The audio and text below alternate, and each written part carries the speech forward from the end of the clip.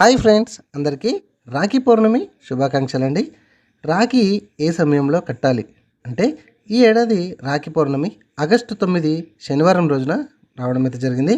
So పౌర్ణమి తిథి 8న మధ్యాహ్నం 2 గంటల తర్వాత ప్రారంభమై మరుసటి రోజు మధ్యాహ్నం 1:24 గంటలకి ముగుస్తుందని పండితులు అయితే చెప్తున్నారు.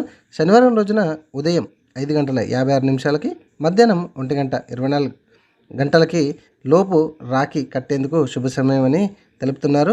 ఆ రోజు మధ్యాహ్నం 12 గంటల నుంచి మధ్యాహ్నం 12:53 వరకు అభిజిత్ ముహూర్తం ఉందని, ఇది చాలా మంచిదని చెబుతున్నారు.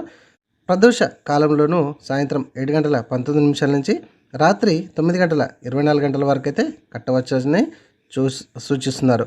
అంతేకాకుండా సోదరుడికి రాఖీ కడుతున్నారా? అయితే ఇది వినండి.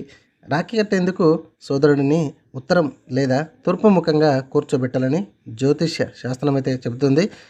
ఇంట్లోని పూజ గది ఈ దిశలో ఉంటే అక్కడ రాఖీ కట్టడం మంచిదని సూచిస్తుంది. రంగుల వారిగా కనుక మనం చూసినట్లయితే మేషరాశి వారు ఎరుపు రంగు ధరిస్తే మంచిది.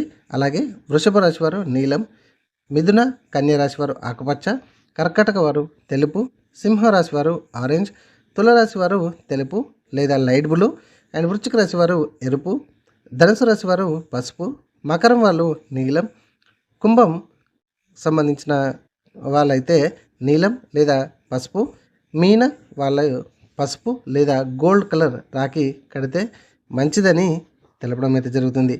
సో ఫ్రెండ్స్, ఇప్పుడు మనం చూసాం కదా, ఏ రాశి వారికి ఏ రాఖీ కడితే మంచిది, శుభసూచకం అనేది మనం తెలుసుకున్నాం కదా.